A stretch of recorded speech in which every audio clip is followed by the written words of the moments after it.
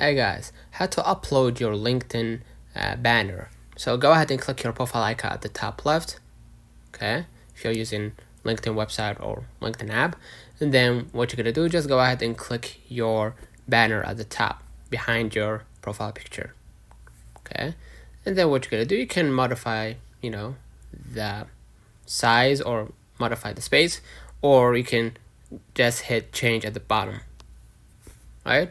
And just go and take a photo, or if you have already a photo from your files or library, just go ahead and select photo library or file, whatever, and then add your banner. Let's say this banner, right?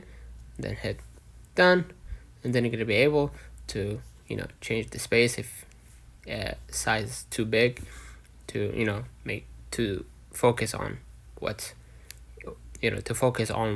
you want to include in the banner. And then just go ahead and hit change at the bottom, right? Same button, or hit save, excuse me, at the top right, and then that will apply the settings on your LinkedIn banner. So don't forget to like and subscribe. Catch you the next